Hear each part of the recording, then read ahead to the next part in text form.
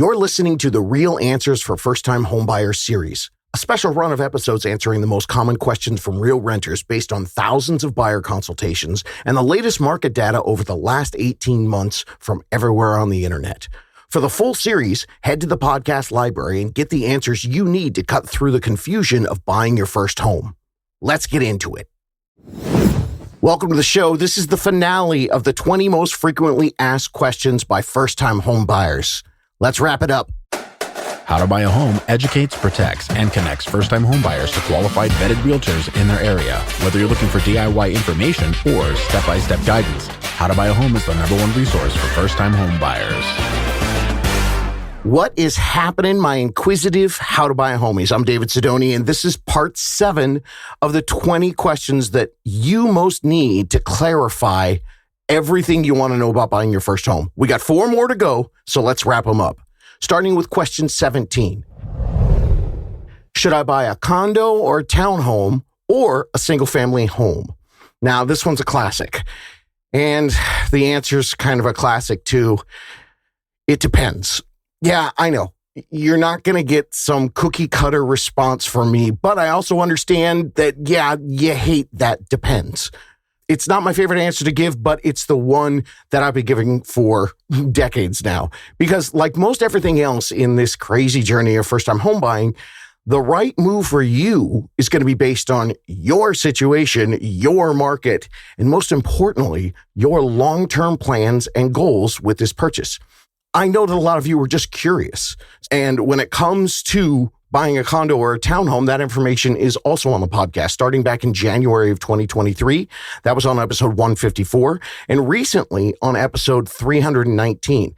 So if this is your most burning question, go there and get the full details. What I'm going to do today is I'll give you some real-life homie stories, listener interviews, people who have been in your shoes and figured out which decision was right for them. And hopefully we're all going to be able to learn from them. Melissa was featured back in episode 324. Now, she bought a condo in Southern California. That is one of the most expensive markets in the country when it comes to buying a home. What helped her pull the trigger for the right decision for her was shifting her mindset. She told me the biggest eye-opener was realizing that an HOA fee, hers was $450 a month. For her math, it was actually still more affordable than trying to wait and try to save up for a home, a detached house that was going to cost her like $1,000 more in a monthly payment. She told me, everyone was telling me, David, don't do an HOA. But those people that were telling her that, she said they weren't living in today's market. Boom. That's right, Melissa. So that's why it depends. First, you have to understand the basic math of the entire housing market. Then you have to understand it for yourself. And then you make the decision that's right for your own personal rent replacement strategy, your personal strategy. That's why there's no cookie cutter answer to this. And Melissa didn't want to wait for her to start building equity. So she found the compromise with the HOA, and she actually found a place that she really loved, and she was stoked to be able to stop renting. And if you really had your heart set on a single family home, condos and townhomes don't need to be looked at as a compromise. It's a strategy. Melissa was facing insane prices, and she used the condo to get her foot in the door. You start with a condo or a townhome, build equity, and then level up to a house later. Now, as for the HOA debate, this one I have been talking to people about for ages. I go into full detail on the episodes of condo, townhome versus single family home that I mentioned earlier. JT's going to put them in the show notes. But I hear so much animosity from everybody, whether it's online or people reaching out to me or comment sections or subreddits. People freak out about HOAs. So let me briefly touch on it, because Melissa, she figured out for her, they weren't the devil and everyone else was wrong. So the first thing, 80% of the new construction homes built in America, they have an HOA. And right now, about 30% of all homes in the United States, including those, they all have an HOA. So for you as a home buyer, if you don't have all the information, if you're just listening to people's negative comments about it, instead of actually making an informed decision, well, then you're drastically limiting your options. I mean, 30% for all the homes in the US and 80% if you're looking at new ones. And that's not a good thing if you're limiting your options, because There's one big thing going on with real estate right now. Say it with me, everybody. Low inventory. Condos and townhomes, yes, they have the monthly fee that covers the exterior maintenance, the landscaping, and sometimes your utilities or insurance. But the big thing also they cover is usually, especially if you're looking at a condo or a townhome, they're going to be covering your roof and your foundation, the exterior of the home, all your big ticket items. If you're still looking at the math and you're going, well, you know what? That sounds cool. Plus, I don't feel like mowing my lawn or, getting up on the roof for my first, couple of years I own the home. So I'm down with this. The other thing that's really important about getting all the information about an HOA is that you also budget a line item that you really need to factor into your full math, your spreadsheet, your rent replacement strategy, your comparison. It's the gigantic insurance payment that you don't make with an HOA, but that you are required to make with a single family home. Now, there's a lot more on this debate in those full episodes, so make sure you check those out. So, what's the answer for you?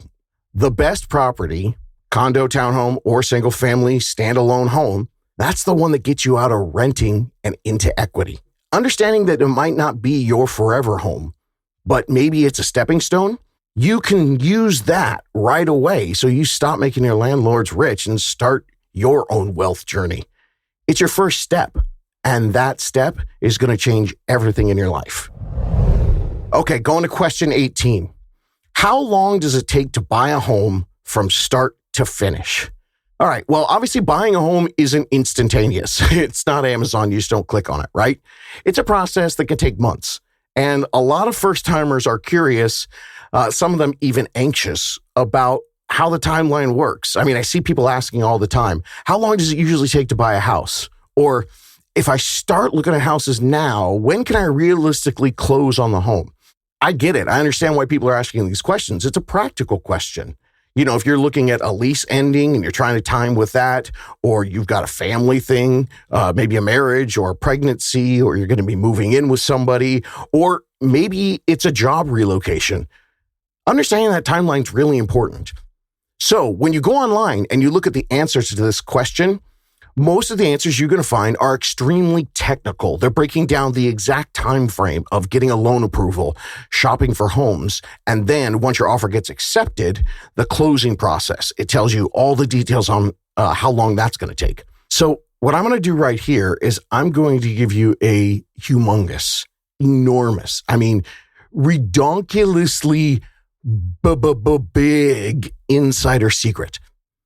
This one is going to help a lot when it comes to your timeline. The real estate experts, they generally estimate a time frame of like 3 to 6 months for the whole process, start to finish, in a normal market. But if you work a pre-timeline preparation, before that standard 3 to 6 month timeline starts, you can cut that in half.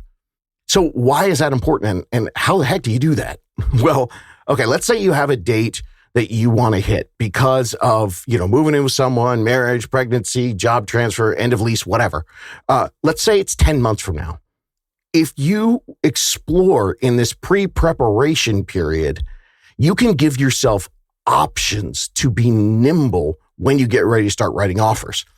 You could be able to make the whole move in 45 days instead of 6 months. You have more options. Yeah, here at How to Buy a Home, options is the magic O word. Not the other one you're thinking of, you dirty, filthy mind you. Options, that's the key to saving you tens or even hundreds of thousands of dollars. That is the big difference that you do that will help you get your dream home. And your timeline, your flexibility, it provides the most options. Thus, the answer to the question, how long does it take to buy a home from start to finish? Well, technically it's 3 to 6 months. But if you create a more accurate and tighter timeline for yourself with the work that you do before you begin all the technical parts of that 3 to 6 month timeline, it could be much, much shorter, thus giving you flexibility, thus making you more attractive to the seller buying the home. All right, now to do this, you go back to episode 164. That's the Chutes and Ladder episode. That's where you find out where you are on the Chutes and Ladder board. It's 100 spaces, but I talk about there being 100,000 spaces when you're trying to figure out where you were starting in the process. Go back and listen to the episode to understand what the hell I'm talking about. And then you set up your last lease ever program. That could be 6 months, 12 months, 18, 24 months, 2 years. Doesn't matter. Start it up, action steps, simple, easy, very, very baby nice steps that you can do just once a month. You're working on the big three: your credit score, your debt, and your savings. And that's it. There's no intense research, no webinars, no classes, no workshops that you need to pay for, nothing you need to run out and spend hours of your time. Easy peasy, start that program, and that'll help you with the technical timeline when you get there. Now, how long you're going to need to do that, that's going to be dependent on where you're sitting on that first-time home buyer Chutes and Ladder board from episode 164. What square you're on the Chutes and Ladder board, that's going to give you your individual pre-timeline timelines. Let you know all the steps, and the cool thing is you don't have to do it on your own. You're going to work with a fully vetted unicorn or a unicorn-like team. Now, if you do that big insider tip, that's going to be a huge difference in how long it takes from start to finish. You won't be following just the stock answers that you find on the internet. With this tip, you're going to gain so much more control over the extremely hard to pin down, tremendously fluid calendar of home and loan shopping and closing on a home. So what I'm going to do is I'm going to give you the details right now from that 3 to 6 month timeline, the average standard time it takes if you don't do a bunch of preparation. It breaks down like this. There's a few weeks of mortgage pre-approval paperwork, a couple of months of house hunting. Of course, that could be longer. And then the closing period, the escrow period, that's usually about 30 to 60 days from an accepted offer until you get the keys at closing. That's where they get the 3 to 6 months. That's for your average non-pre-prepared buyer. For you, it's a lot better. If you work the last lease ever, your loan approval, well, that can get done months, even years ahead of you going out and actually looking at homes. So that part of the equation, instead of being a couple weeks, it's 0 days. It's done. And you're also working a continual process with your financial situation as things change along the way. You're taking a look at your own individual big three, but you and your lender partner, they're taking a look at what's going on in the market. So you might not even be home shopping yet, but you've been making corrections, looking at options, finding creative solutions, even before you ever go look at a home. That means you're more prepared than, 80, 90% of the people that are touring homes the same weekend. All right, so you're starting at 0 days for a loan. Now, the standard is, they say the next step, shopping for homes, takes a couple months, could be longer. The cool thing is, if you're working a pre-preparation with your real estate support team already, using the internet, drive-bys, and just kind of get to know neighborhoods, you can chop that down to a weekend or two. Since you guys have been already doing the window shopping, checking out the details on the communities, the school districts, looking at the new home construction options, really triple checking all your financial parameters and dozens of other things that you do while you're working in that pre-planning phase. All right, so how are we so far? Loan process, 0 days. Your shopping process, couple of weekends. And now we get an accepted offer and you're officially under contract. This period under contract is called different things in different states. Under contract, in escrow, pending, contract to close, the closing period, the closing process, the option period, etc., etc. Now, the standard time for this particular time period is 30 to 45 days. Now, the standard period for this time is 30 to 45 days.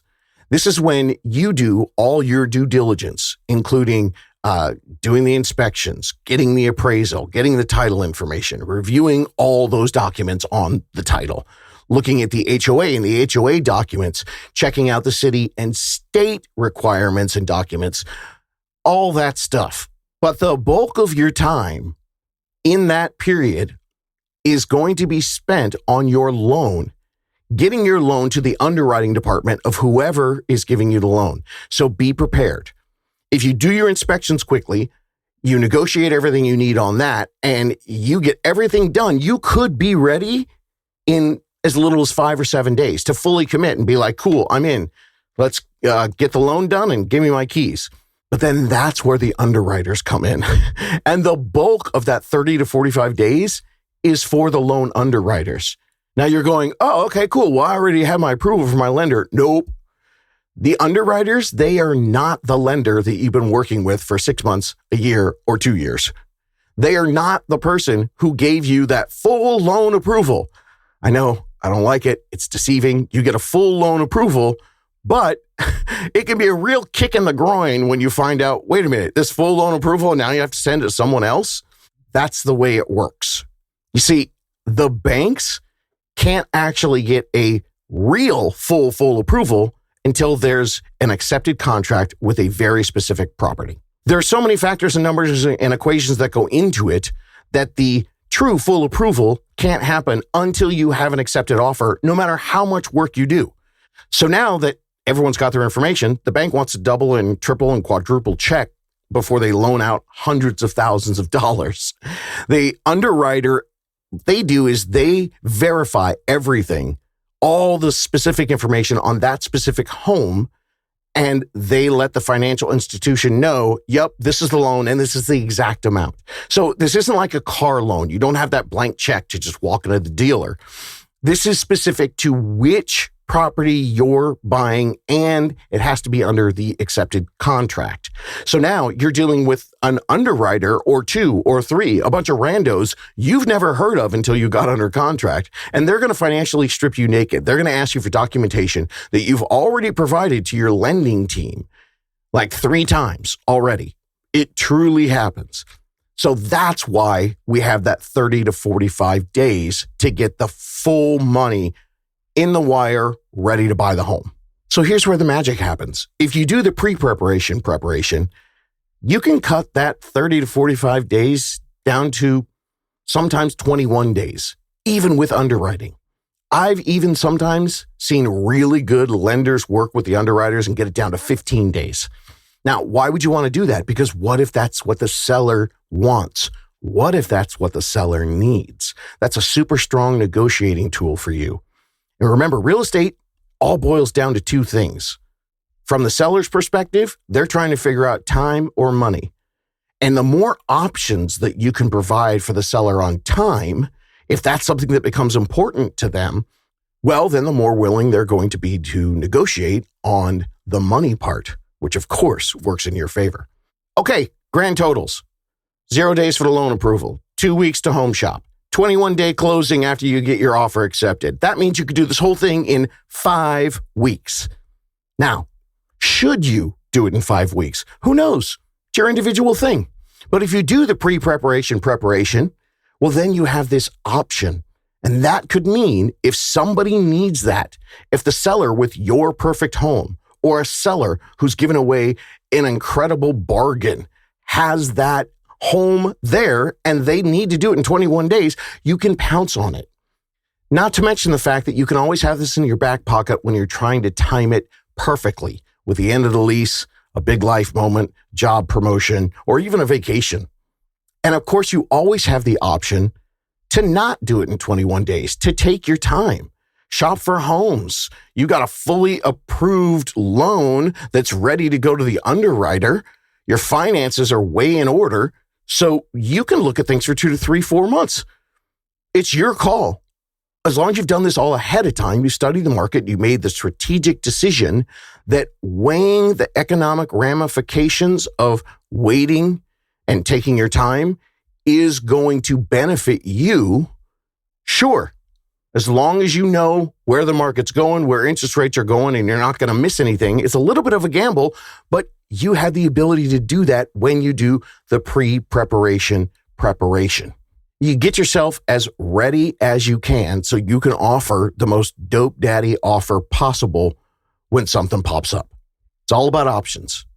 And you can get more options with the pre-planning period before you enter what the internet's going to tell you is a 3 to 6 month period to buy a home. The interviews with the real life homies who have done this process, they've got tons of examples of people getting pre-prepared and prepared. So they could time their purchase perfectly with the moments in their lives. There seriously so many stories. They were doing the math and decided, you know what, maybe we should break our lease. Or they tried to time it exactly with their lease. Or they decided to move faster because suddenly they got a ridiculous $300, $400 rent increase. I even had one that was like, oops, we're pregnant. Our timeline has moved up. And of course, you can keep an eye, because if home prices start going up or interest rates start dropping, you're ready to go and you don't have to scramble and get shoved into that 3 to 6 month timeline. With options, you could do things as quickly as you like, however is the most advantageous for you. And the final thought on timelines. Once you're prepared and you start doing things for reals, buckle up, gang. You could find the perfect deal your first day out. And here's the warning right now. Once you have an accepted offer, the first 10 to 20 days are going to be a whirlwind, a tornado of paperwork, inspections, appraisals, texts, emails, phone calls. Yes, Gen Z and millennials, you're going to have to answer the phone. You're also going to have to read emails, but just for like a couple weeks. Okay, then you can get a relationship with everyone. Just text everybody. That time period can be crazy. I have a lot of first-time home buyers that took vacation time or used PDOs in the days after their offer got accepted. It becomes like a part-time job for a couple of weeks. But the best way to make that as stress-free as possible, the smoothest ride you can get, is to start today. Even if you think you're 18 months out, future you is going to thank you. Question number 19, should I get a home inspection, and what if it reveals red flag issues? All right, in most cases, you absolutely should get a home inspection. And especially if you're a first-time home buyer, that inspection is going to be one of the most important things during the entire process of buying a home. Now, I said, most of the time, because in some cases, and like if you're buying a condo or an apartment, where a lot of the big ticket items like the roof, obviously the exterior, the foundation, whatever, that's all covered by an HOA, and the competition is crazy fierce. I know that sometimes people have had to waive the inspection, and that can be okay because that might be the only option for them to be even looked at to make a purchase. As long as you and your real estate team have looked at everything very thoroughly and you totally understand exactly what is and what is not covered by the HOA or the building. But for most of you, you're going to want to do it for sure. Now, as for what to do and how to calculate the importance of your home inspection findings, this is a big one. There's too much for me to do here, so check the show notes. We've got the full episodes where I broke it down, all the way down in heavy, heavy detail, because this is important. I also know that, again, several of the homie interviews have shared stories that underscore how important the inspection process can be. Sometimes saving them from a disastrous purchase. Yeah, a lot of homies have, when I interviewed them, tell me about the one or two or multiple homes they backed out of that they thought were their dream home after the inspection uncovered, anything from structural issues or a roof leak or septic or plumbing issues or electrical scares or other things that just aren't visible when you're touring the home in an open house or with your realtor. I could tell you from those interviews, there were a lot of people telling me that it really busted them up, really broken hearts.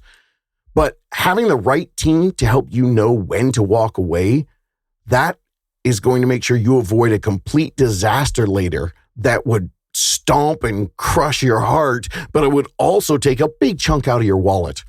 So the right quality support team can help you make sure that maybe this is one you want to walk away from, but sometimes they can get you a different happy ending because they might be able to help negotiate a full repair on a big issue like $10,000 or $20,000 or a straight credit from the seller so you can do the repair yourself. And of course, the big thing they're going to help you do, something that I heard in a lot of the interviews, was they were so grateful to have that unicorn team walking them through the 80-page inspection report to help discover and decipher what's a critical issue, a safety issue, or, what's cosmetic. So the key takeaway, a great inspection with a great referral to a great inspector, don't chance out there, and a fantastic unicorn realtor support team that's going to help you interpret, that's going to be your game changers. When you have a quality agent, they just don't hand you the report. They help you understand it. They're going to know when to walk away, when to negotiate, and when that is maybe just a squeaky floorboard instead of a complete deal breaker. So make sure you have an expert team you trust because you need expert interpretation. Otherwise, you risk overreacting or missing a serious red flag, which is a fantastic segue into our last question. The 20th most asked question was, hey, do I need a real estate agent and how do I choose a good one? Yeah, gang, you absolutely need a real estate agent. You need a realtor. And most of the time, the seller is the one who's going to pay for most and oftentimes all of their fees. So why in the world would you not hire the best, most experienced, most first-time homebuyer centric and dedicated agent? Why wouldn't you hire the best one? That's why you don't just need an agent or a realtor. You need a unicorn realtor and a unicorn lender. The difference between a standard realtor and what here at How to Buy a Home I call a unicorn realtor, it can literally be the difference between a dream outcome or a complete financial nightmare. So why the name? Why unicorns? It's because they're rare. They shouldn't be, but in the broken real estate system, a lot of the realtors either don't know what's going on or they won't give you the time of day unless you're buying your second or third home all cash. But a unicorn, they treat you and your $200,000 starter home plan and eventual purchase like it's a cash $5 million deal. And they grow their business through wonderfully satisfied and happy clients. And they're not looking at everyone like a number. They're looking at everyone realizing this is the biggest step of their life. And a unicorn key is they've got real experience, not just a real estate license and a car magnet. They're willing to put in the time and compassion it takes to guide a first-time homebuyer like you. They'll help you save money and stress, not just by negotiating the home purchase, but by connecting you early with a unicorn mortgage pro. That early planning, we talked about it, that means more options. And more options, that's the best possible outcome for you. Unicorn realtors don't just open doors and write offers, and unicorn lenders don't just punch numbers and give you a PDF approval. These people are planners, educators, neighborhood experts, and full-on first-time home buying strategists.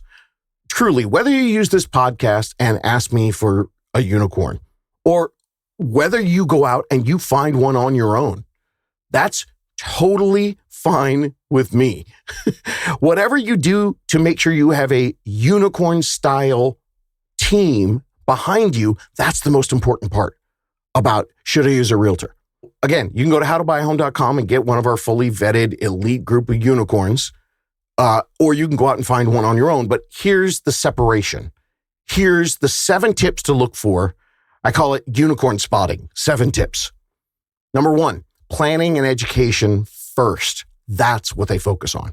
Regular agents might jump right into the house hunting, but a unicorn is going to walk you through your personalized plan first before you even start looking, because they understand there's tons of different options out there for you, and maybe some that might take a little bit of time to build up, or maybe some you'd never even considered. So these guides, advocates who are really looking out for you and your best interest, they help you understand the credit, the savings goals, the local market trends, and even which lenders might be best for you.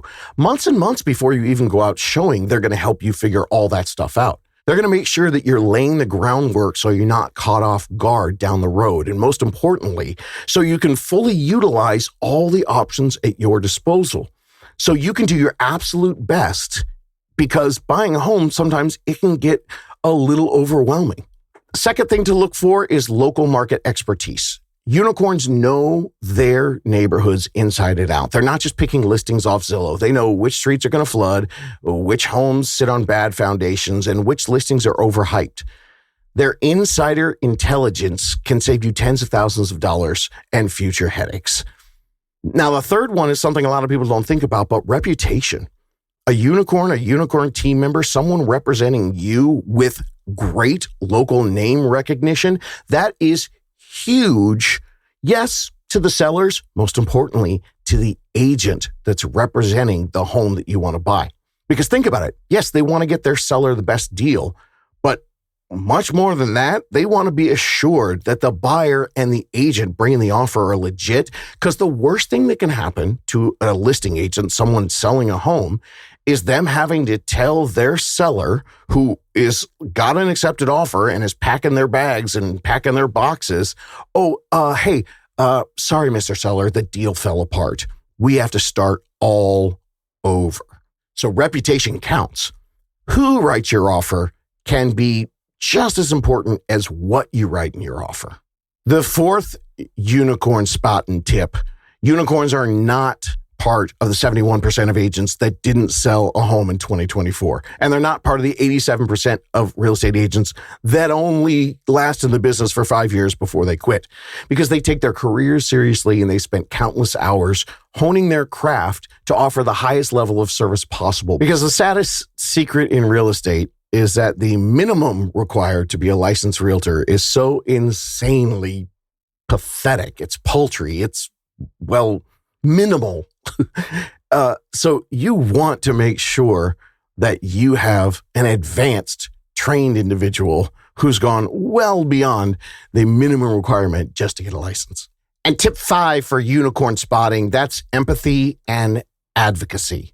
Someone who's got your best interest at heart. Someone operating with a first-time home buyer mindset.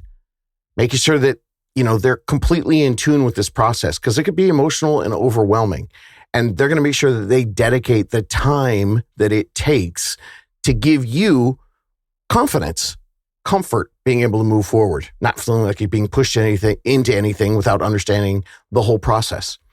Bottom line is they hear you and they treat you with respect.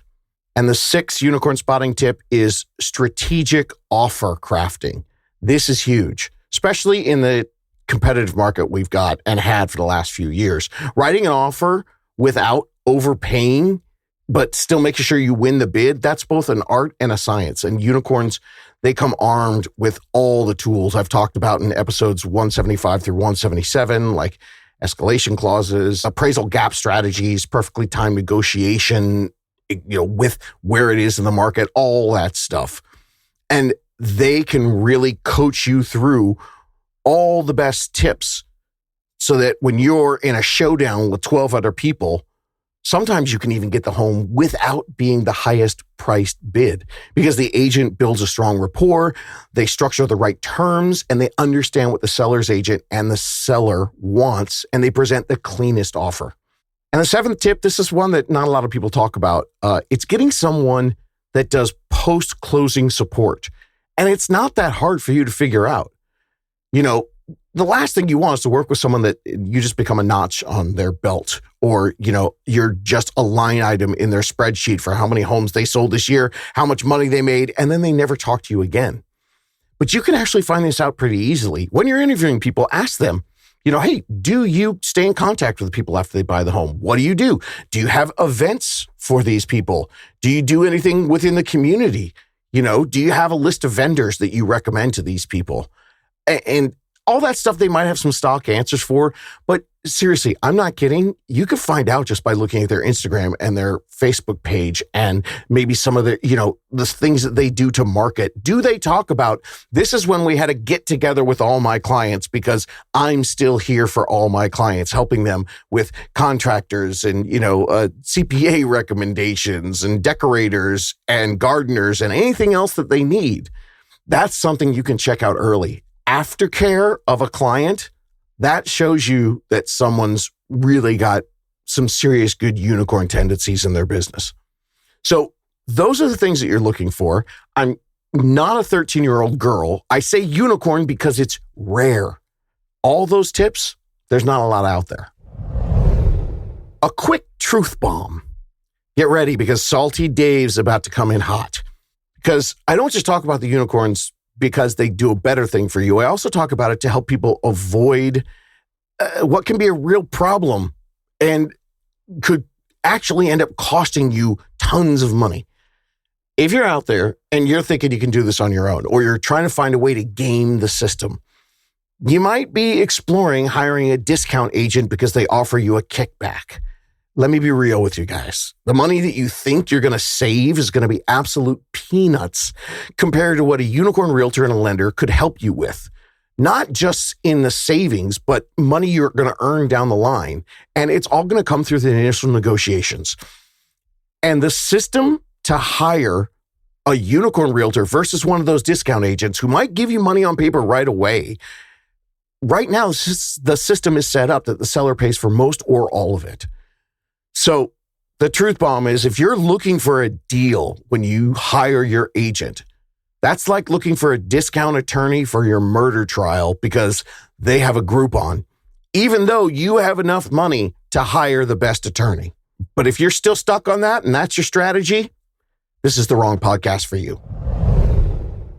Okay, back to the question from the internet. Do you need a realtor? Yeah. I think we've made that pretty clear. You could try to do it on your own, try to go it alone, but why would you? If you really want to beat the game and come out a winner, you don't just need any agent. You need an agent who's going to do the best for you. So you can go to howtobuyahome.com and ask me for a unicorn or figure out how to find a unicorn yourself. But whatever you do, get yourself a unicorn. Okay, that's it for the 20 questions answered. But don't just hit stop on this podcast and then go back to scrolling through homes on Zillow. This is your moment to actually do something. If you're serious about buying a home, not just dreaming, but doing it, starting a plan, then it's time to stop winging it and get yourself a freaking unicorn. The real deal. Someone who knows the local market, someone who really gets first-time home buyers, is someone who's going to fight for you to win like it's their own mortgage on the line. The biggest tips from my answers in these 20 questions, I know they usually involve getting unicorn early and getting a professional guide ASAP, whether you're buying a home next week, next month, or next year. But there's a reason for that. The preparation creates options, which will end up with you getting the best deal.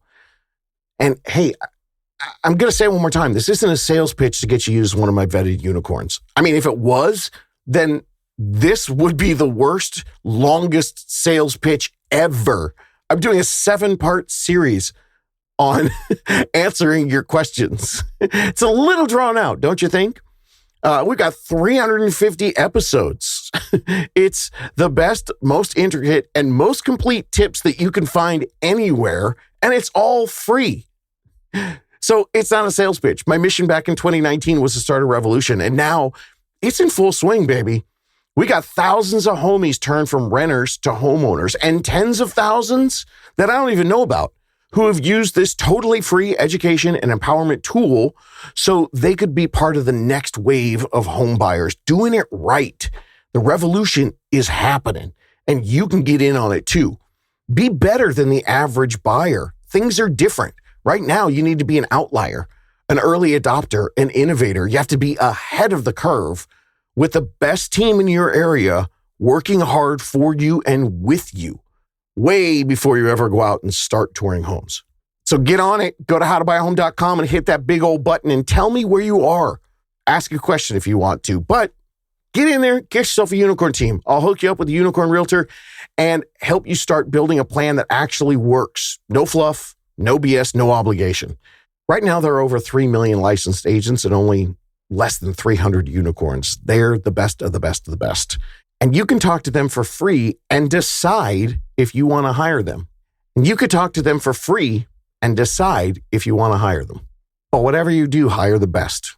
Get yourself your own unicorn, especially in 2025 and 26, because you're not just buying a house, you're setting up your financial future. You can do this. Looking for more DIY education or your own personal step-by-step guidance through the home buying journey? Since 2019, How to Buy a Home has been the #1 resource for first-time home buyers. So visit howtobuyahome.com to get started.